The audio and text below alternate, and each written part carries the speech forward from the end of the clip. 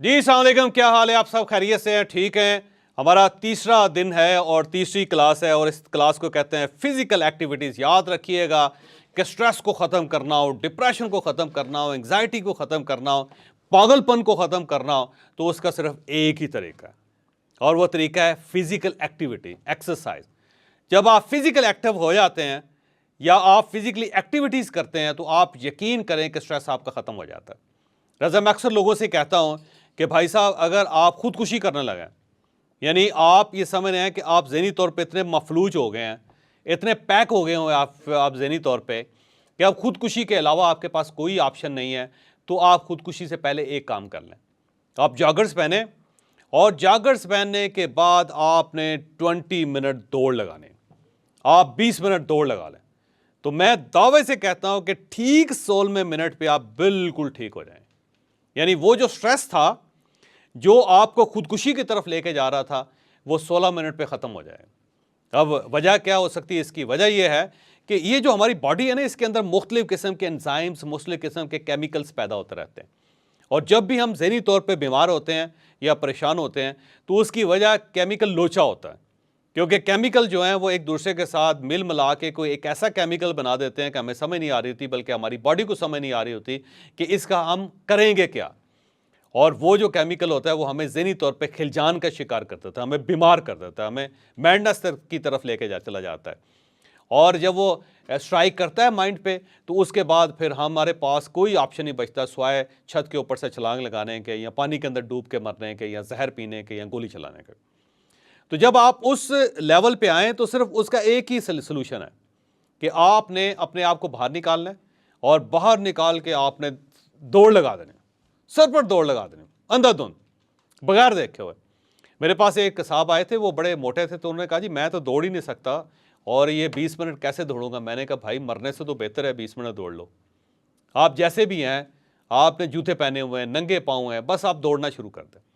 फिर उसके बाद आप कमाल देखें कि उस दौड़ का कि आपका स्ट्रेस ऐसे गायब होगा, जैसे वो कहते हैं ना, जो सर्फ का इश्तिहार होता है कि आप इसको इस्तेमाल करें और उसके बाद सारे दाग गायब। तो ये जो स्ट्रेस है उसके सारे दाग गायब। याद रखिए, ये याद रखें कि अगर आप एक हेल्दी लाइफ गुजारना चाहते हैं तो फिजिकली एक्टिव कर लें अपने आप को। जितने आप लिथार्जिक होंगे, जितने आप जिसको उनको कहते हैं कोच पोटैटो, जितने आप कोच पोटैटो होंगे, कोचेज होते हैं ना सोफे, उसके ऊपर लेटा हुआ बंदा पोटैटो बन जाता है, यानी कि आलू बन जाता है।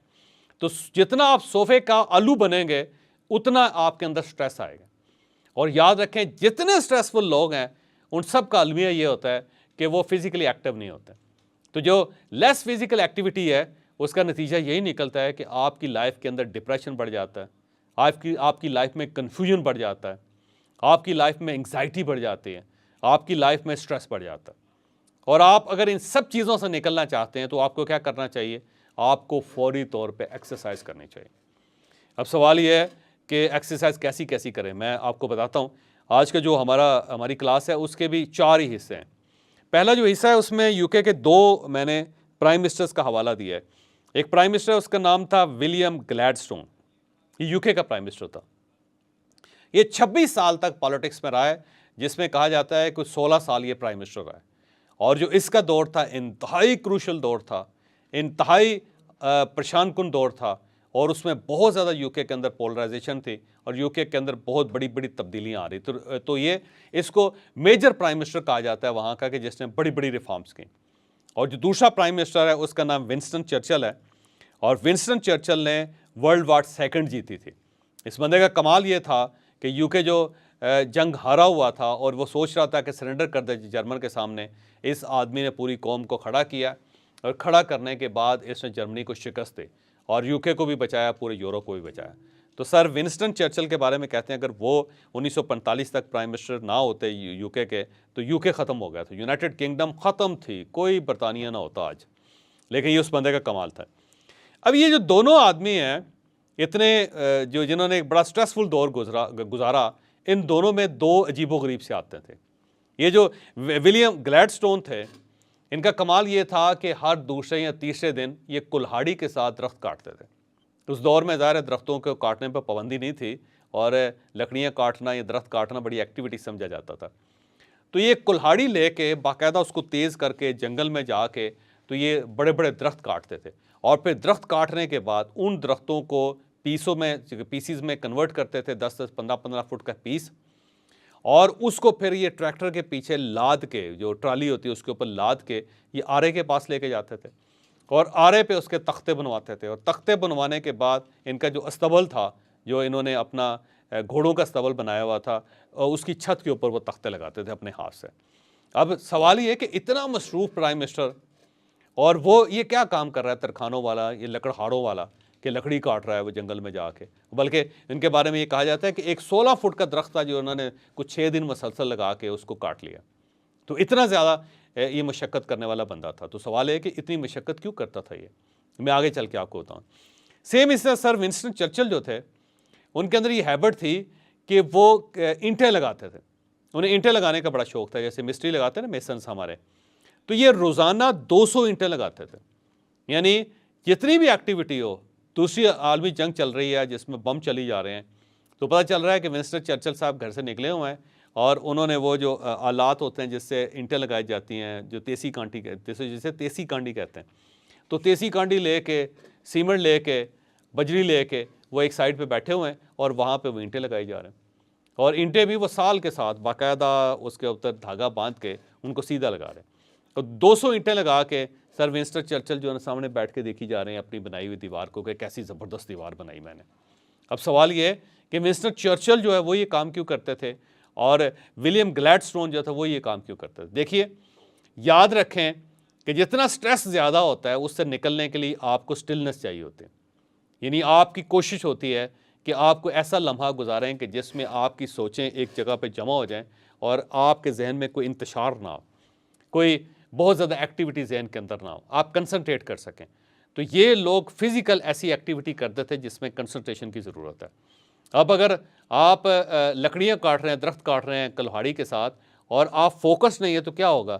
پھر تو کلہاڑی آپ کے بازو پہ لگے گی، یا پاؤں پہ لگے گی، یا ٹانگ کٹ جائے گی آپ کے۔ تو اس کے لیے آپ کو ایک کنسنٹریشن چاہیے ہوتی ہے۔ سیم اسی طرح اگر آپ اینٹیں لگانا چاہتے ہیں، تو جب تک آپ کنسنٹریٹ نہیں کریں گے، آپ میتھمیٹیکلی کنسنٹریشن پہ نہیں جائیں گے، آپ اس وقت تک اینٹیں نہیں لگا سکیں۔ تو یہ لوگ کنسنٹریشن حاصل کرنے کے لیے، اپنے ذہن کو جو فالتو سوچیں اس سے نکالنے کے لیے، ایک نقطے پہ اپنے آپ کو فوکس کرنے کے لیے، اور ایک سٹلنس کریٹ کرنے کے لیے اس قسم کے کام کرتے تھے۔ لہذا فزیکل ایکٹیویٹی اتنی زیادہ ضروری ہے۔ تو میرا آپ کو مشورہ ہے کہ اگر آپ کی زندگی میں سٹریس ہے، اور ہر شخص کی زندگی میں سٹریس ہوتا ہے، اور اگر آپ اس سے نکلنا چاہتے ہیں، تو آپ پھر کوئی ایسی ایکٹیویٹی رکھیں جس میں آپ کے ہاتھ انوالو ہوں، ہاتھ یا پھر پاؤں، ان دونوں کی انوالومنٹ جو ہوتی ہے انسان کو یکسو کر دیتی ہے۔ یہ جتنے فٹ بال اور ہاکی اس ٹائپ کی جو گیمز بنی ہیں، اس کا مقصد یہ ہے کہ انسان کو ذہنی طور پہ یکسو کیا جا سکے۔ اور یا پھر ہاتھوں کی، یہ جو خواتین کروشیے کی چیزیں بناتی ہیں نا، یا پھر آرٹ لورز ہیں، یا پھر وہ تیشے کے ساتھ چیزیں گھڑتے ہیں، تو اس کے لیے بڑی باریک نظری اور کنسنٹریشن چاہیے ہوتی ہے۔ کوئی شخص مجسمہ نہیں بنا سکتا وداؤٹ کنسنٹریشن، اور کوئی شخص وداؤٹ کنسنٹریشن مصوری نہیں کر سکتا، آرٹ ورک نہیں کر سکتا، اور کوئی شخص بغیر کنسنٹریشن کے وہ کتابت نہیں کر سکتا، وہ خطاطی نہیں کر سکتا، اس کے لیے کنسنٹریشن چاہیے۔ تو آپ اپنی زندگی میں کوئی نہ کوئی ایسی ایکٹیویٹی رکھیں کہ جس میں آپ کے ہاتھ چل رہے ہوں یا پھر آپ کے پاؤں چل رہے ہیں۔ تو یہ جب ایکٹیویٹی رکھیں گے تو آپ اسٹریسفل لائف سے نکل جائیں گے، آپ کی لائف سے سٹریس ختم ہونا شروع ہو جائے گا، انگزائٹی ختم ہونا شروع ہو جائے گی۔ تو آپ یہ کام ضرور کریں، کوئی ایکٹیویٹی رکھیں، کیونکہ بڑے بڑے لوگ یہ کرتے تھے۔ اسی طرح ایکسرسائز یاد رکھیے گا 2 ہے، ایکسرسائز آپ کی لائف کے لیے بہت ضروری ہے۔ تو اللہ تعالیٰ جو انسان کو بنایا، اسے 11.2 میل روزانہ چلنے کے لیے بنایا۔ تو ہمیں اللہ تعالیٰ نے کیپیسٹی رکھی، اور یہ تقریباً 19.5 کلومیٹر بنتا ہے۔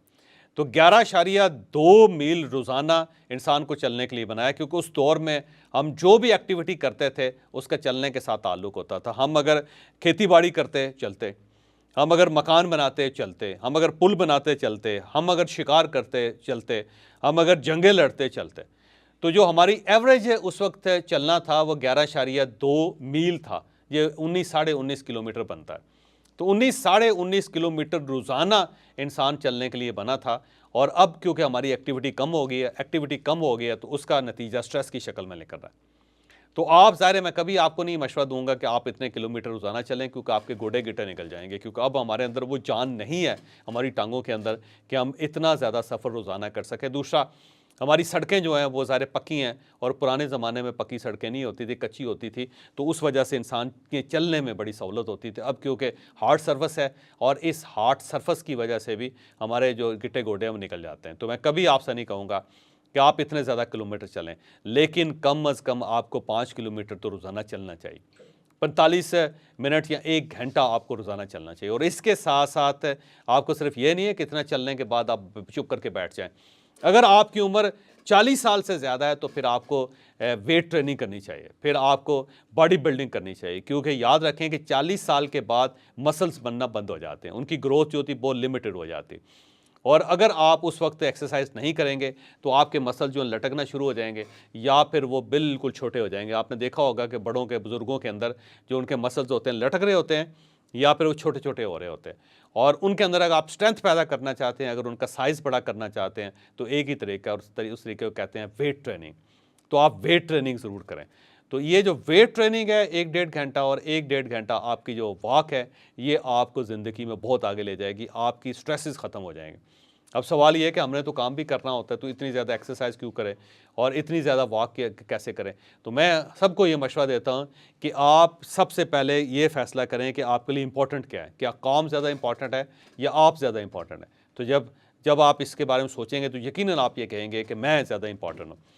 تو پھر اس کے بعد میں آپ کو یہ مشورہ دوں گا کہ جب آپ امپورٹنٹ ہیں تو پھر اپنے لیے ایسے کام کریں جو آپ کے لیے امپورٹنٹ ہو، اور اس کے بعد جو باقی کام ہے اپنی پرسنالٹی کے ساتھ ان کو ریوالو کریں، بجائے اس کے کہ آپ اپنی باڈی کو یا اپنی پرسنالٹی کو اس کے اندر ڈیزالو کر دیں۔ نہیں، کام اتنا سپریم نہیں ہے، کام اتنا عظیم نہیں ہے، آپ سپریم ہیں، آپ عظیم ہیں۔ تو آپ نے اپنے آپ کو ذہن میں رکھ کے اپنے کاموں کو ڈیل کرنا ہے۔ آپ نے اس طرح نہیں کرنا کہ آپ اپنے آپ کو قربان کر دیں، اپنے آپ کو آپ پھانسی چڑھا دیں کام کے سلسلے میں، نہیں۔ تو ایکسرسائز جو ہے نا، میرا آپ کو مشورہ ہے کہ ضرور کریں۔ یوگا یاد رکھیے گا کہ ایک ایسی چیز ہے جو آپ کو پیسفل کرتے، جو آپ کو سٹریس سے، یعنی آپ صرف یوگا کر رہے ہو تو یقین کریں کہ آپ کی زندگی سے سٹریس نکل جاتا ہے۔ اب یوگا ہوتی کیا ہے؟ یوگا بیسیکلی آکسیجن ہوتی ہے، آکسیجن کا کام ہوتا ہے، اور جتنے سٹریسز ہوتے ہیں، جتنے ڈپریشنز ہوتے ہیں، ان کو جو حل کرنے کا طریقہ ہے وہ آکسیجن ہے۔ یہ جو میں آپ کو کہہ رہا ہوں نا بار بار کہ جب آپ سٹریس میں ہو تو آپ ایکسرسائز کریں یا آپ دوڑ لگانا شروع کریں، تو دوڑ سے اور ایکسرسائز سے کیسے وہ مسئلہ حل ہو جاتا ہے؟ تو اس کی مین ریزن یہ ہے کہ جب آپ دوڑتے ہیں یا آپ ایکسرسائز کرتے ہیں تو آپ زیادہ آکسیجن انہیل کرتے ہیں، اور جب آپ زیادہ آکسیجن انہیل کرتے ہیں تو پھر آپ کا ٹینشن اور ڈپریشن ختم ہو جاتا ہے۔ تو یوگا جو ہے نا، اس کی ایک آدھ ایکسرسائز جو اس کو زندگی کا حصہ بنا لیں، وہ سیکھیں۔ کوئی بہت زیادہ یوگی بننے کی ضرورت نہیں ہے، لیکن سیکھیں۔ اور اس کے بعد آپ جب بھی سٹریس میں آئے تو لمبی سانس لیں، اس کے بعد معاملہ ٹھیک ہو جائے گا، آپ یوگا میں چلے جائیں۔ میں اکثر یہ کرتا ہوں، یہ دیکھیے،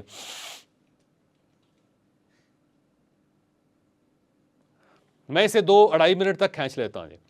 تو جب آپ سانس روک لیتے ہیں، ناک سے سانس لیں اور اس کو روکیں، اور روکنے کے بعد ناک ہی سے اس کو خارج کر دیں، تو آپ کا سٹریس ختم ہو جائے گا۔ تو یوگا بڑی امپورٹنٹ چیز ہے، وہ ضرور کریں۔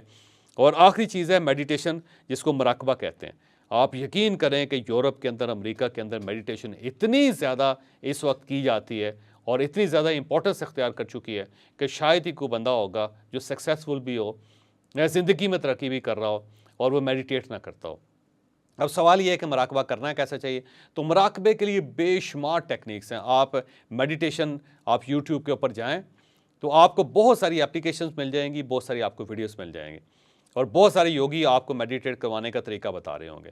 تو آپ نے وہاں سے سیکھ لینا ہے، نہ ہو تو پھر پاکستان کے اندر کچھ ایسے لوگ ہیں جو مراقبے کروانے کے ایکسپرٹ ہیں۔ پھر اس کے ساتھ ساتھ آپ کو ایکسرسائز کرنی چاہیے، اور ایکسرسائز میں واک بھی ضروری ہے، اور اس کے ساتھ ساتھ آپ کو ویٹ ٹریننگ بھی کرنی چاہیے۔ پھر یوگا جو ہے اس کا کوئی ایک آدھ آسن جو ہے اس کو سیکھ لیں، اور جب بھی موقع ملے یا جب بھی سٹریس ہو تو فوری طور پہ اس پہ چلے جائیں، اس کا آپ کو بہت فائدہ ہوگا۔ اور میڈیٹیٹ کرنا جو ہے نا، وہ بھی 1-2 ایکسرسائز سیکھ لیں، اور یاد رکھیں کہ یہ بہت زیادہ کوئی لمبا چوڑا کام نہیں ہے۔ ایسا نہیں ہے کہ سارا دن آپ انہی کاموں میں پڑے رہیں گے۔ جہاں پہ سٹریس آئے تو وہیں پہ رک کے آپ کو یہ کام کرنا چاہیے۔ اور آخری چیز یہ ہے کہ جب بھی غصہ آئے، یعنی سٹریس کی جو اگلی کنڈیشن ہوتی ہے اس میں، تو آپ ایک بہت بڑی پانی کی باٹل پاس رکھیں جس میں 2-2.5-3 لیٹر ہو، اور وہ سارا پانی پی جائیں آپ، اور یقین کریں کہ وہ کہتے ہیں کہ غصہ آگ ہوتی ہے اور اس کو جو بجھاتا ہے وہ پانی ہوتا ہے، تو وہ پانی آپ کے غصے کو بجھا دے۔ اور دوسرا طریقہ یہ ہے کہ جہاں پہ بھی موجود ہیں زمین پہ لیٹ جائیں، کیونکہ زمین کے اندر بھی اللہ تعالیٰ نے ایسی ایبلٹی رکھی ہوئی ہے کہ یہ انسان کا غصہ چوس جاتی ہے۔ تو جب ڈپریشن ہو، غصہ ہو، ٹینشن ہو، فوری طور پہ زمین پہ لیٹیں، پھر اس کے بعد اس کا اثر دیکھیں کہ کیا کیا اثر ہوتا ہے۔ تو بہت بہت شکریہ آپ کا۔